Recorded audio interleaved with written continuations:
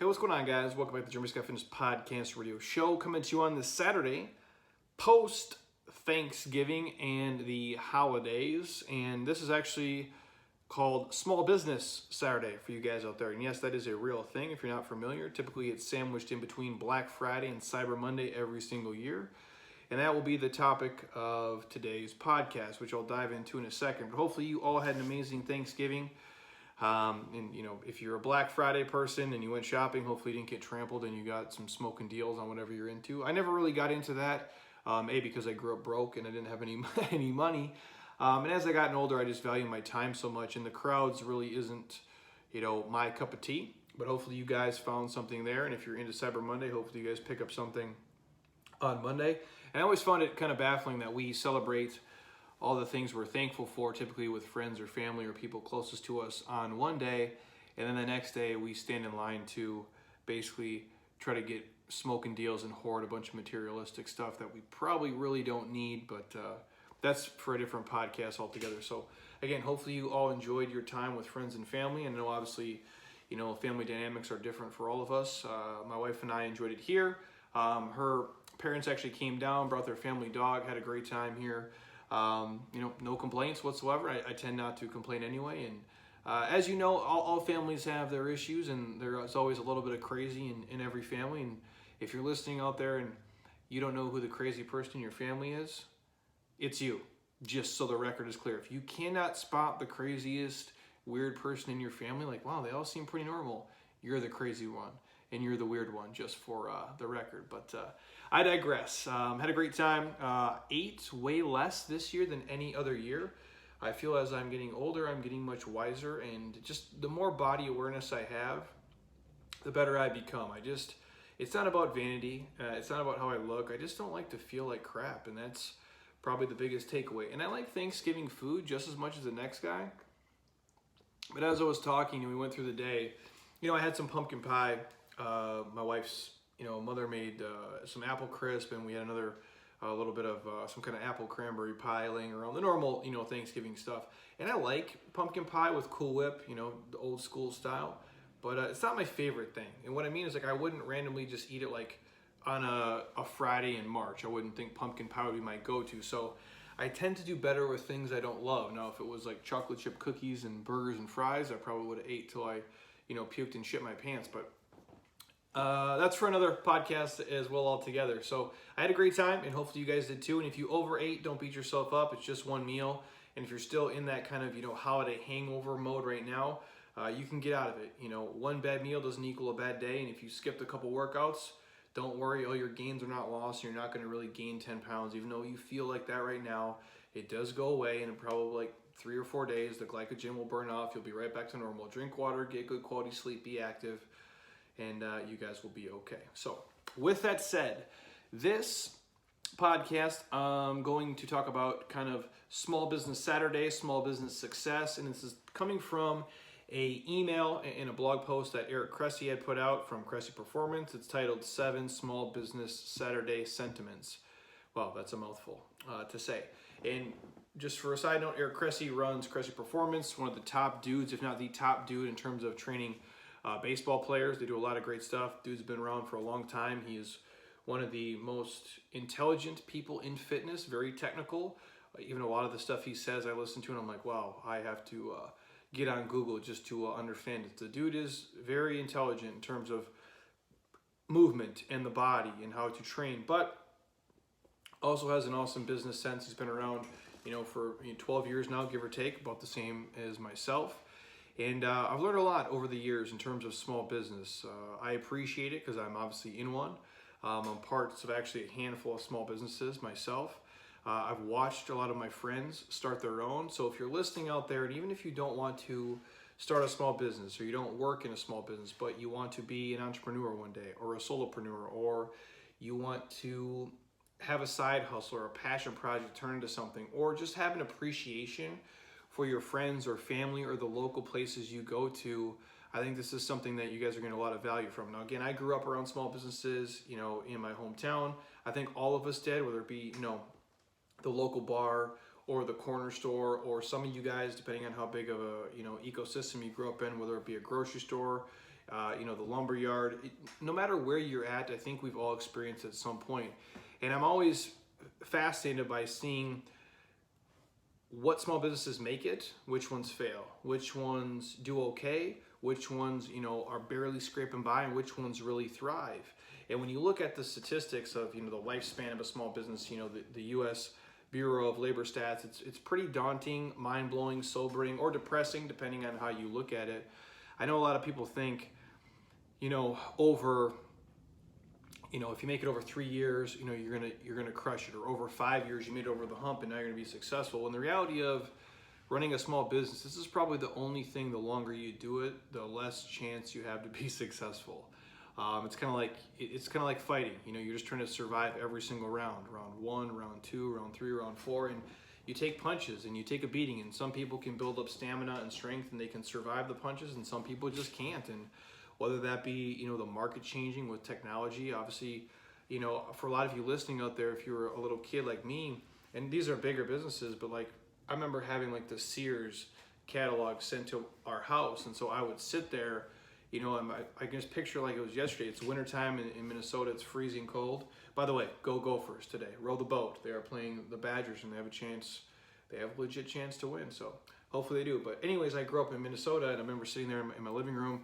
My dad's in the couch in his normal, position, just kind of, Gran Torino style, doing what he does. And I'm there with the Sears catalog. They sent us this giant, thick catalog, if you guys ever got them.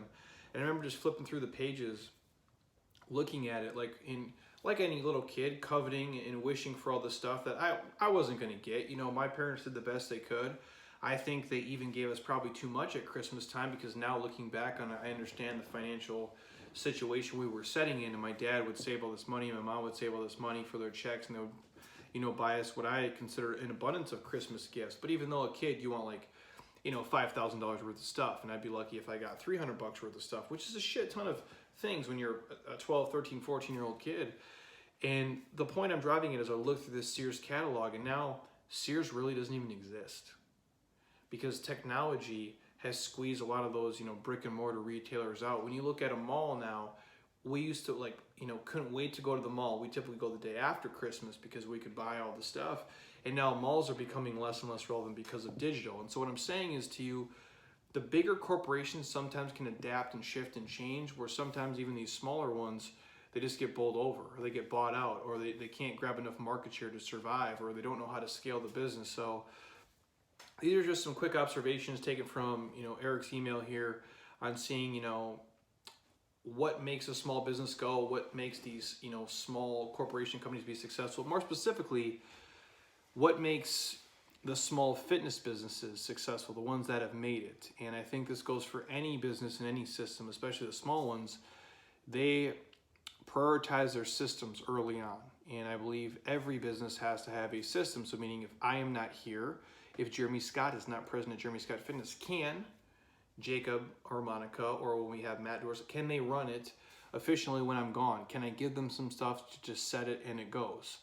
And a lot of people get into the gym business because they enjoy working out, and they think it'd be fun to run a fitness facility.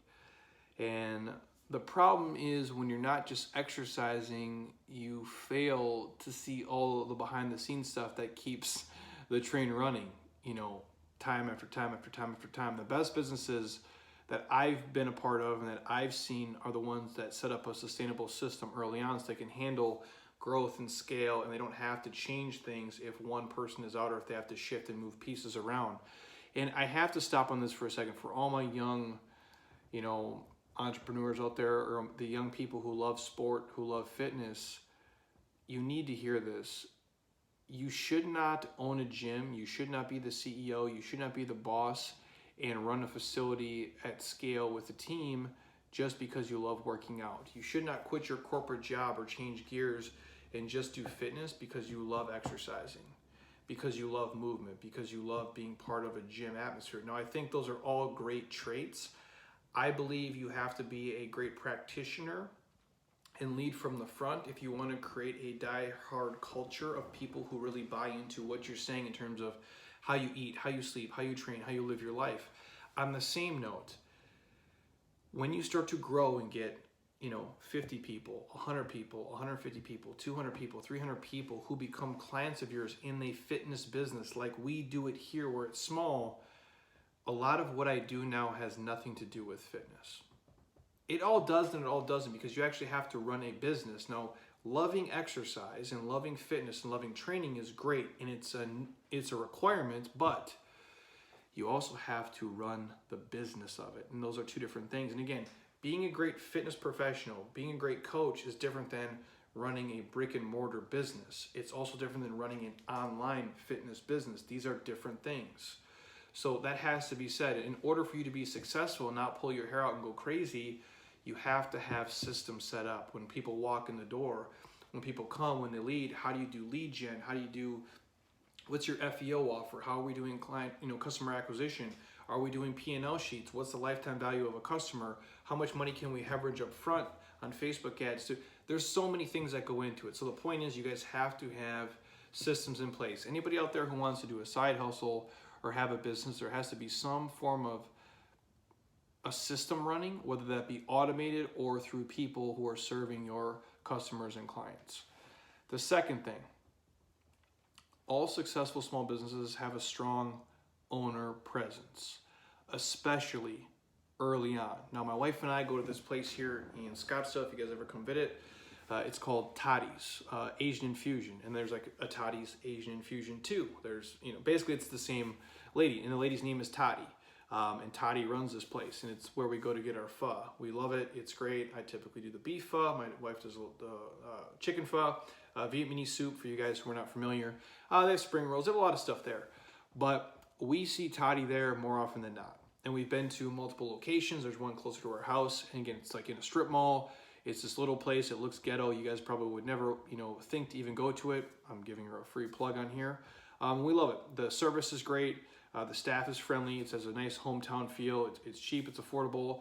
And the food is good. And that's why we like it. But Toddy is there more often than not. And if you guys come to Jeremy Scott Fitness and I am in town, more often than not, I'm going to be here. I'm here a lot of times when nobody's here, getting a ridiculous amount of work done, filming content, writing content, creating stuff, messaging people, following up, doing all the things that a lot of people don't see, as is Monica, as is Jacob, as is Matt, as is Travis when I pull him in to do stuff, as is Wags. So again, all of us are doing that. But for me, if I'm the CEO and the owner, I have to be here.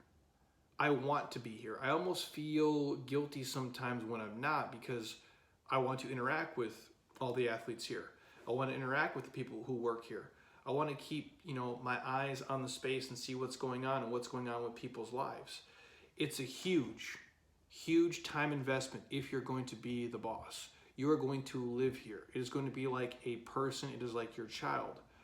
But it's the right thing to do to ensure the quality control, at least early on, and that the systems and expectations of what's accessible in your establishment are established from the get-go. Like, what is an acceptable behavior? What do we do? How do we do client intake stuff?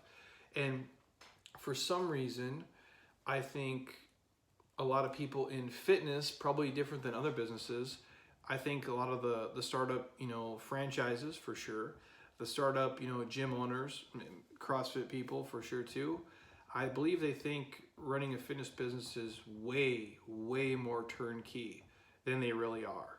And what you have to understand is that this is going to be your life if you're going to make it. And what happens is they take more time away from the operation than they really can up front. I think a lot of people, friends of ours and people we've known who have bought, CrossFit boxes, and they've bought different franchises, they bought multiple, and they folded like lawn chairs. They didn't make it. There was once a fitness guy here when I first started out, super popular, had a warehouse space similar to mine, had probably, at first, way more clients than I did, for sure, making way more money, at least gross, net, who knows where he would fall. But he eventually franchised out, ended up opening, I think, 7 or 8 locations total. And as I sit and talk to you guys today, none of them are still here. None of them exist. It got too big. They tried to scale it way too quick. They did not have the systems in place. And I remember there's a place here, it's called the Biltmore, little circle, Biltmore Fashion Mall here. And it's really expensive to be. You're probably talking, for a 2,000 square foot space, probably $10,000 a month or more, give or take. And that's just base rent. I don't know with cams or triple net, whatever it would cost. And I remember like we went to dinner one night and my wife and I were walking out and I saw one of his franchises was in this corner space and I go, Heather, that's at least 10 grand a month minimum.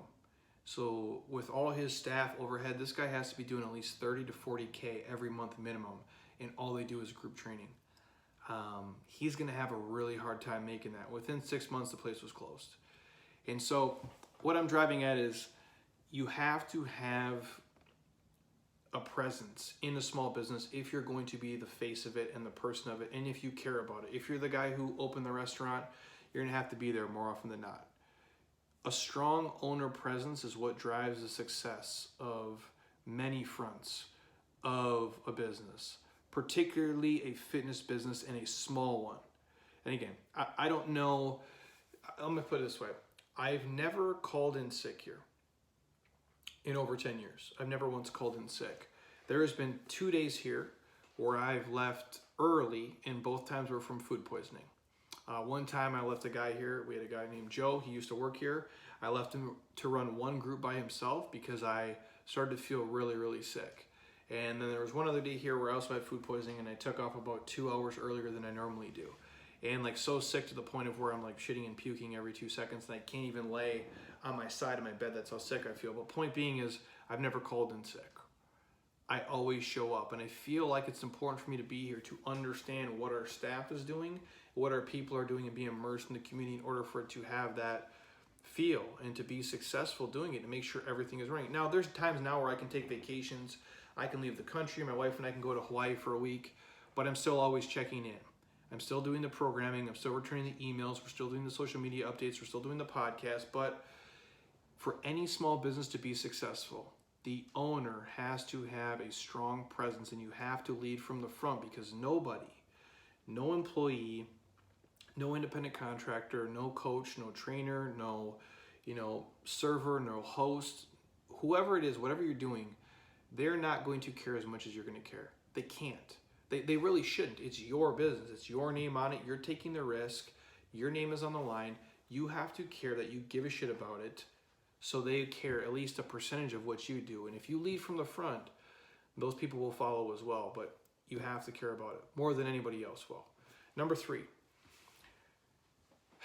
they compete on offering, not on price.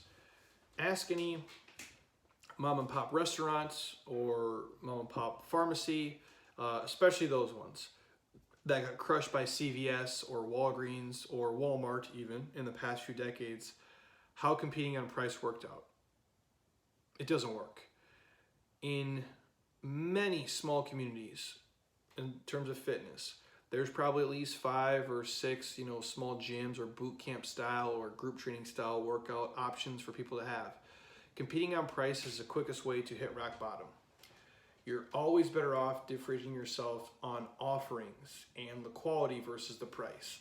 Is there people that offer stuff way cheaper than me? For sure there are. There's a lot of them. Is there people that offer stuff more expensive than me? Yes, there are. I believe we are in line with what the market is willing to pay right now. And do I think we underprice ourselves sometimes? For sure I do. I think what we offer is worth way more than what we charge for it. But I also understand, what people are willing to pay, and I understand the financial burden it puts on people, but I also want them to be healthy, so I'm willing to work with people. I'm never going to be the cheapest option. I'm not going to be. And I understand that, yeah, you might only be here for this many, minutes per week or this many times per week, but you're not paying just for the minutes you're here. You're paying for me to be able to answer every single question and connect all the dots for you so you can show up and it can be brainless and we can help you and it can really get you to go from point A to point B if you want to. And the fact that I know your name and you know the owner, you know me, you know my wife, you know my dog's name. I know your name, I know your kids' names, I know where you work, I probably know where you went to college and where you went to high school, and I know what you like, what kind of music, what kind of food. We've had real conversations, I give a fuck about you. I'm never going to compete on price. And I don't think any successful small business would either. It's a game we can't win. I can't compete with like an Orange Theory on price. They can charge less and they can offer you way more quote unquote sessions to come train. But who's going to be coaching them? And how much does that person give a shit? And this is not a rant on like an Orange Theory or any franchise for that matter, but in order for those bigger places to be successful, they have to hire the lowest common denominator. They have to hire the cheapest option for that time slot available. I'm not going to go cheap on the people here. I want these guys to have unlimited potential to earn money and to be happy here. I want them to enjoy coming here and not feel, stressed and feel pressured. I want them to come in and feel like they want to help the people who are here. And so I have to pay them more so they can help you guys more.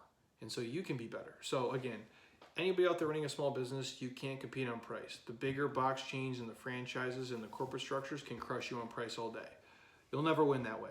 You have to be different. One way of being different is being better or offering things other people can't do, whether that be the personal touches, the follow-up, the accountability, extending certain hours on holidays, or just giving a shit and just caring deeper than anybody else will care. Number 4. Great small businesses, they drive business via marketable, different skills and not just passion. Now, I've read a lot of stuff that Cressey Performance has written on this before, and I don't think passion for fitness alone is a good reason for starting a gym. Like I touched on earlier, if you just love exercise and being fit yourself, that does not mean you'll be a good coach. That does not mean you'll be a good trainer. That does not mean you'll be a good fitness professional. Even with this said, even if you're a great fitness professional, you're a great coach, you're great with people, you're great with kids, you're great with the groups, you're personable, I don't think that's a good enough reason either for you to start a gym or to run a fitness business by yourself. And again, I'm not judging anybody. I wish everybody the utmost success in the world, but this is hard. This is not easy to do. This becomes a huge part of your life, if not your life. I don't care how you look at it. It becomes part of who you are. You become one and the same. I joke all the time. My man AC used to always say, hey, Jeremy Scott Fitness is here. And I would be like, no, it's just Jeremy Scott. But in all reality, was he wrong? No. They thought of me all the same, even though I am more than that, even though it's all you guys do see. But having just passion for fitness and helping people is not a reason to start a fitness business or to run a gym. The most successful businesses, specifically fitness businesses out there, have other things that they do really well. Now, the passion and the love for fitness does help deliver these benefits more consistently and creates a much better culture, and it shows you lead from the front so people are willing to listen to you and follow you. But over the long term, you can't out-passion a terrible business model or poor training for that matter. You really have to have all the pieces in play in order for it to run. And that's what I would say to people. So having just passion and loving fitness is not enough to be successful running a small fitness business or anything for that matter. Even if you love to cook, you're a great chef, you make the best food, it doesn't mean you're gonna be successful running a restaurant. A lot more goes into it. Even if you love cutting hair, you're the best stylist or the best barber in the world, that's not a good enough reason, and that's not going to get you through the tough times. Just being great at the craft of being the technician of what your business does not mean you can out-passion a terrible business and a terrible business model, or not having great business acumen, or not really being profitable during times where things are tough. Number 5, the good small businesses, how they do one thing is how they do anything. Now, obviously, anytime I'm doing photo shoots in other people's spaces, or friends of mine, gyms I'm visiting, or just when we travel around America for that matter, I typically tend to look at how other small businesses run. What is their process? What's their FEO? What's their website look like? What's their staff like? What are their coaches like? What's their social media like? What's their website like?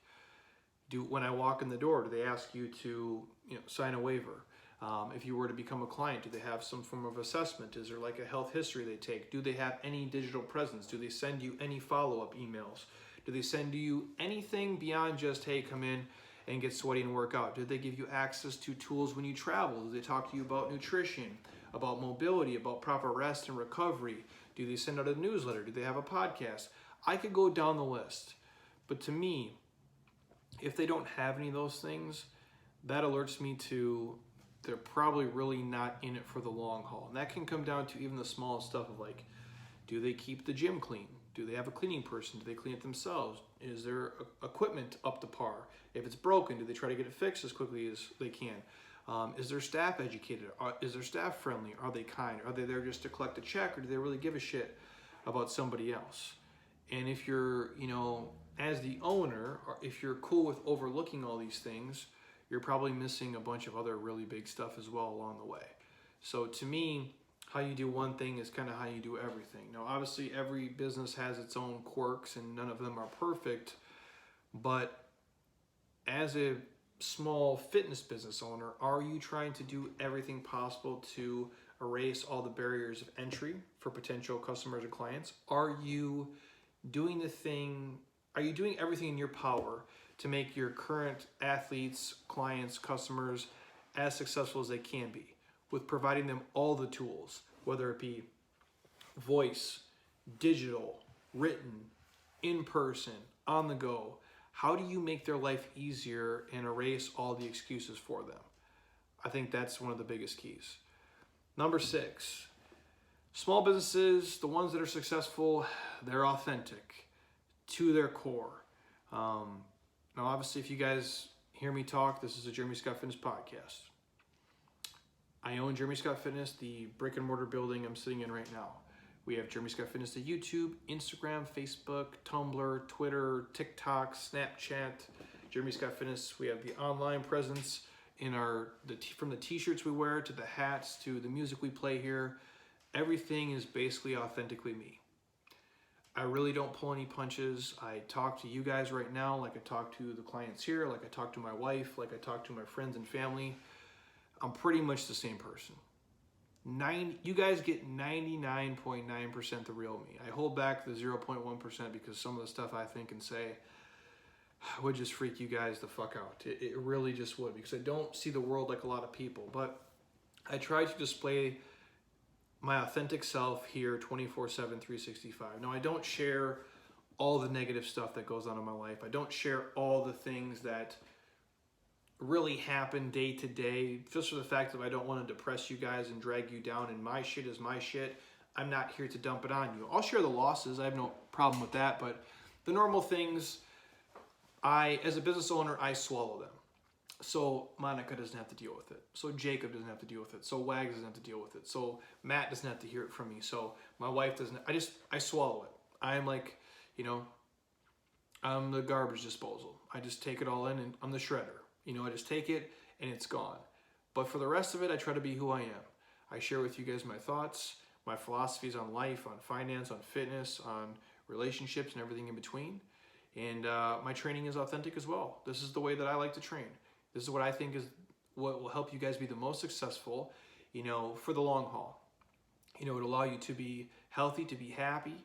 It's sustainable. And everything I do, I just try to be who I am. When you come into my office, you'll see a lot of, really serious motivational stuff that helps me stay grounded and focused and helps me get my mind right. But you also see, if you're on YouTube right now watching, you'll see the Ron Swanson Pyramid of Greatness. You'll see the, Michael Scott Level Midnight, poster as well.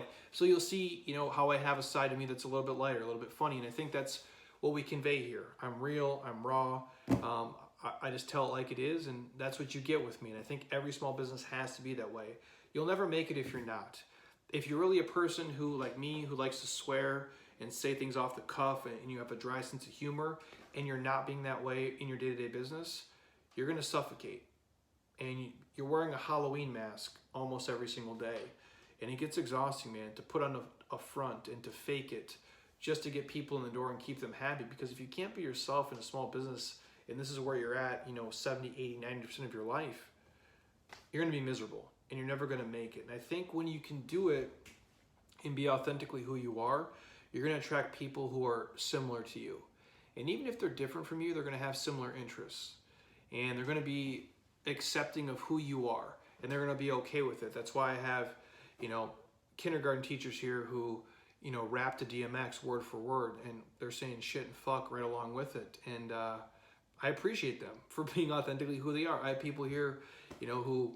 they work in a church and they wear t-shirts that say, swearing makes things better. So it's like you create this culture of people who are like you. And then selfishly for you, if you're the business owner and you're the staff here, you're getting to work with people who are cool. people you'd hang out with anyway, people who you consider your friends.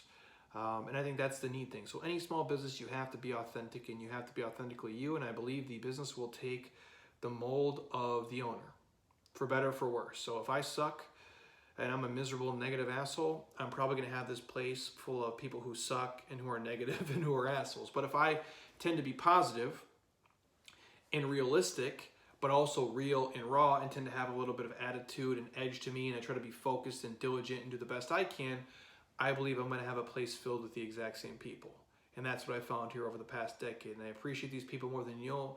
Everybody here who is listening, who is an athlete here at Jeremy Scott Fitness, I love you guys. I really mean that. Anybody online, the same thing. Anybody who has bought a t-shirt, you follow us on Instagram, you listen to podcasts, you comment, you wear our stuff. I thank you from the bottom of my heart. It means the most to me because you guys appreciate the real me, and I appreciate you for that. Number 7. The last thing, and probably the most important, every small business and every small business owner is consistent in their daily effort, day after day after day. It's the compound effect of them showing up and trying their fucking best that allows them to live a life like nobody else can live. Now, yes, you might have to work 100 hours a week in your own business, so you don't have to work 40 hours a week in somebody else's. But if you do it right and you do it consistently, it's going to pay off. And the one thing that I did read in Eric's email was, he goes, and I quote, "Our landlord once said, your clients hire and fire you every day." I repeat that. Your clients hire and fire you every day. And that's a phrase that really hits home. The best fitness businesses that exist are the ones that don't have lulls and don't take breaks in client experience. So what I mean is they never take a day off from making sure the athletes there and the clients there have the best experience possible. The facility always looks the best that it can, and the quality of the training over time does not slide, it does not waver, and people here show up and try to have their best day. And I say this all the time. You guys, I know people here care about me and they give a shit, but I also know you guys have your own family, your own friends, your own lives that's outside of this that you care about as well. And if my entire family got, murdered tomorrow by, a serial killer, I would still show up here and do the best I can for you guys. Yeah, I'd have to take the days off and sort things out, the odds of that happening are, it's not going to come to fruition, so I can talk about it, half jokingly. But I would still show up here and do the best I can for you guys because I don't want to, put my shit on you. You have your own problems to deal with, so I want to be the best I can for you. So every single day you show up here, I want you to have the best experience possible. I believe Jacob and Wags and Monica, everybody does the same. On down the line. That's why I use the people I use. That's why I have the people here who are on our team. And that's why I keep it small, because the quality can be controlled. And I know even though they, and Monica here is similar to me. She's more like a robot. Jacob's my young dude. He's more emotional is the term I'll use. So you might be able to see him more on his sleeve, but he'll still show up and do the best he can. And the best small businesses are the ones that give the best client, athlete, and customer experience over time, and they have attention to detail. How they greet people, how they talk to them, it's just seamless. And they care about it every single day. And it's the consistency, and that's the one thing that I probably get praised for by my peers more than not, is that I consistently show up. I wake up at 4 a.m. every day. I show up here every day I'm in town. I do the best I can with what I got. I fuck up a lot of stuff, and I try to fix it along the way. But I try to consistently put out, good quality podcasts for you guys. I try to consistently write newsletters, 3 times a week, every week for 10 years for you guys that matter. I try to put the best stuff I can on YouTube. I try to put the best stuff on Instagram and on Facebook and on LinkedIn, and whether it be on voice or video, or written, or the hard copy stuff we hand out. I try to make the best quality t-shirts, the best material with the best sayings. I try to keep this place as clean as I can. I try to buy the best functional equipment that's going to really help you. I really have poured my life into it, and I consistently have done that for over a decade. And obviously I reap the benefits from it, but I've given up my life to do it. And I think that's what you have to do to create something that's different than what everybody else has. I really believe that. And that's why I don't worry about 15 gyms in the area, because not one of these fucking dudes is going to do what I do. They just won't. They don't have it inside them. They're not built like me. they don't care enough. And even if people say, oh, well, no, it's not the same. I promise you that. I've yet to meet somebody who is as crazy as I am for this, because I give a shit about it, because I see the bigger picture behind it. It's not just money. It's not just getting people fit.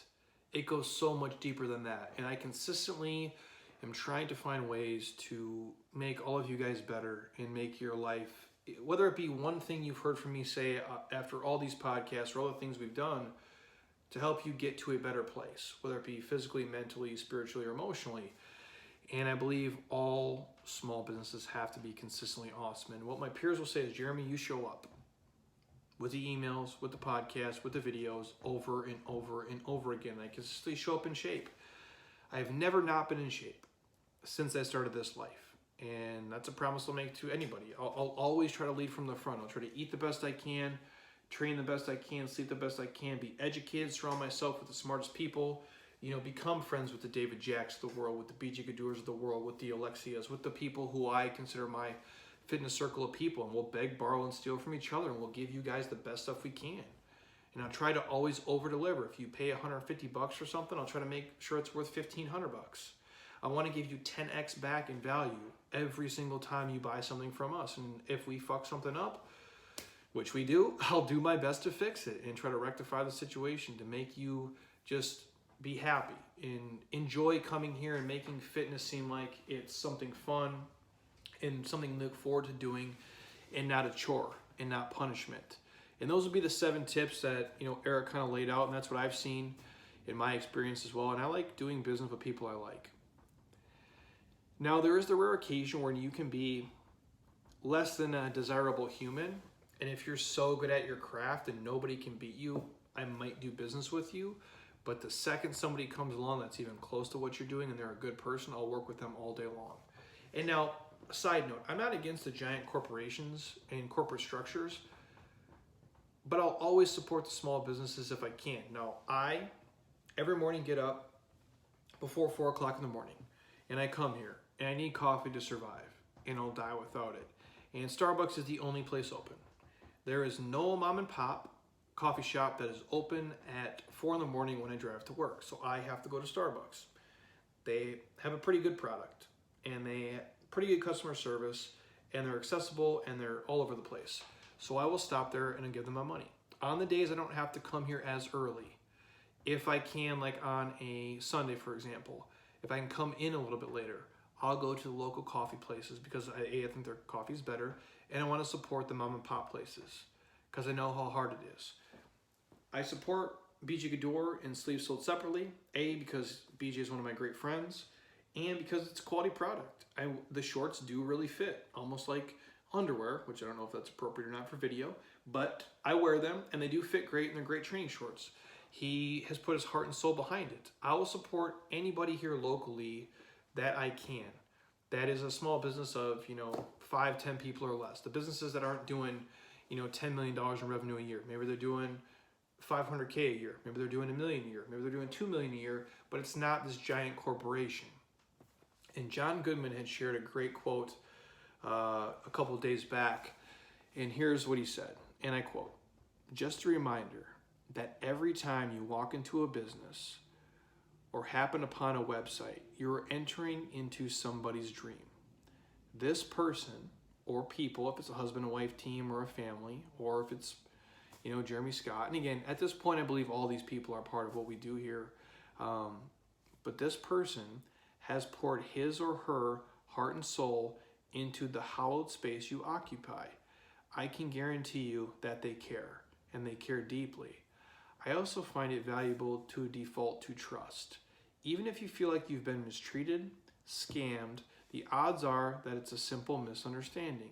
If you approach every interaction, both online or off, with the mindset you have occasionally been wronged, but more times than not, it will be positive, respectful, and an enjoyable interaction."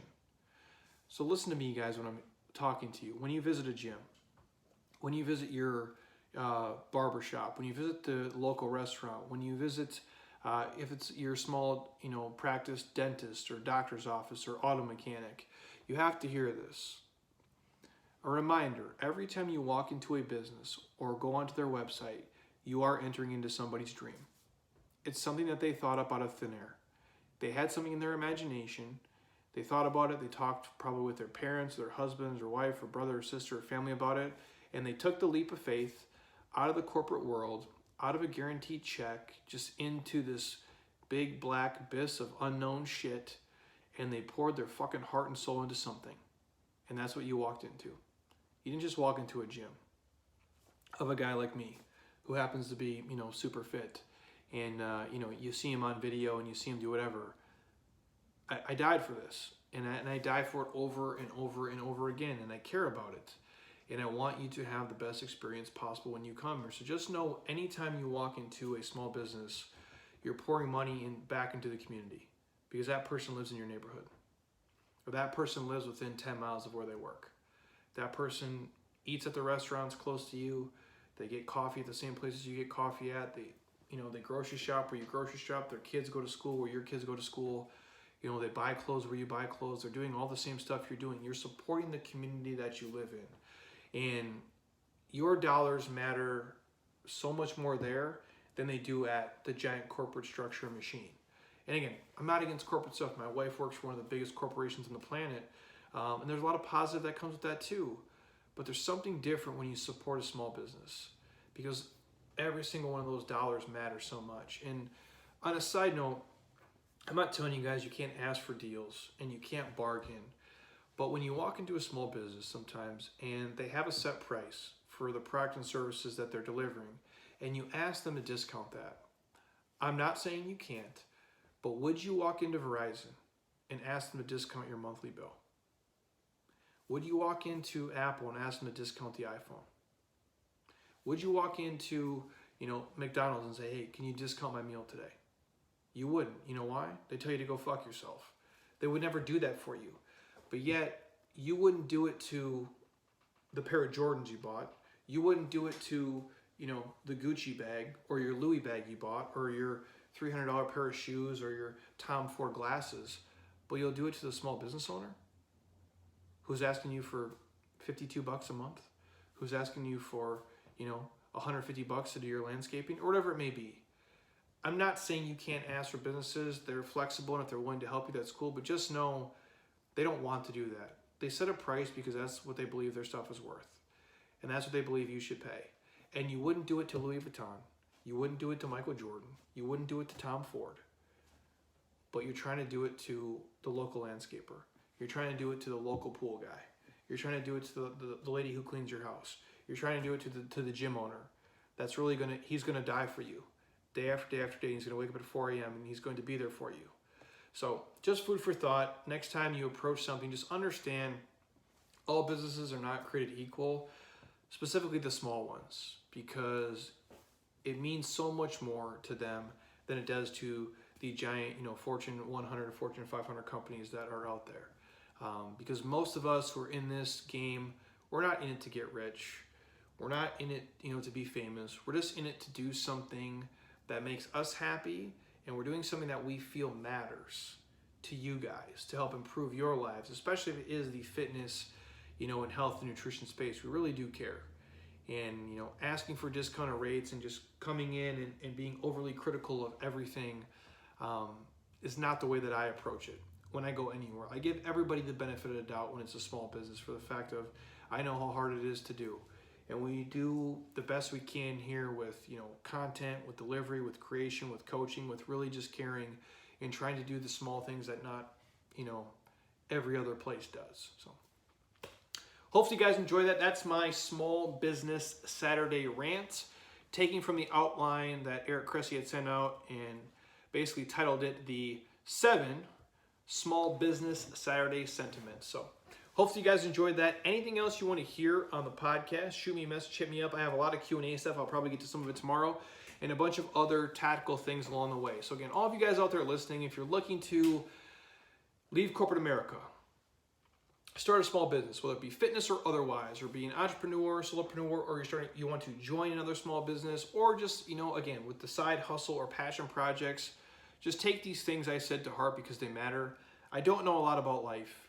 But I do know this because I've lived this for over a decade now, and I wouldn't trade it for the world. Even though there's days I really do question my sanity and I'm like, what the fuck am I really doing here? But I love it. And not for the money and not for, you know, what I call the fake fame of the internet and the things, but for the people. And I see how much this matters. And I see for a lot of people who come here, this can be the best part of their day. And this is where they've built, you know, a community, they built relationships, they built friendships, not only with us as the staff, but with the other people who are here. And there's power in community. And that's how we can all make life easier. We can trade, hey man, here's the guy I use for my pool, here's my dentist, here's my chiropractor, here's my auto mechanic, here's where we took a trip here. And there's just so much you can do. They become part of your inner circle, and it really does matter. And that's the one thing I probably appreciate more than anything, is how I have a connection with almost everything and everybody at this point. So if someone's like, hey, you know, I've been having some ear issues, I have a great ENT surgeon I can send you guys to, and someone that I've personally helped lose 100 pounds, and he can help you improve your hearing. He can help you get out of a funk. Or like, hey, you know what, man, I've really been having some issues with my teeth. I got a great dentist who comes here, who, this dude's lost 100 pounds. He's been part of the community. Hey, you've been working out next to one of the best auto mechanics I know. He's right down the way. Or, oh, you have an issue with your pool, or you want to put one in? We have one of the best pool companies working out here. So the point being is, in these small businesses, it goes so much deeper than just surface level. There's real connections made there in terms of how we can all community share and make our lives better through just basically sharing best practices and having a much bigger, badass inner circle. And I think if you guys are part of a gym, if you're part of a local coffee shop or a restaurant or things like that, there's power in that. And it cuts a lot deeper than I think you even realize. So hopefully you guys enjoyed it. If you're on iTunes right now, again, stop. Don't be a lazy ass. Drop me a 5-star, leave a comment. I truly would appreciate it. And share this with one of your friends or family members who's looking to start their own business or maybe wants to do something different on their own. I think these tips can truly help. And again, if you guys want to hear anything else, you just let me know. But until next time, eat well, train hard, be nice to people, and please keep doing shit you love with people you enjoy, because your life is too short not to. And if you're listening to this, please support the small businesses in your community. And when you travel, I promise you they appreciate it, and it matters to them more than you will ever realize. You're having a bigger impact on them personally and professionally than you'll ever know. Until next time, you guys, peace.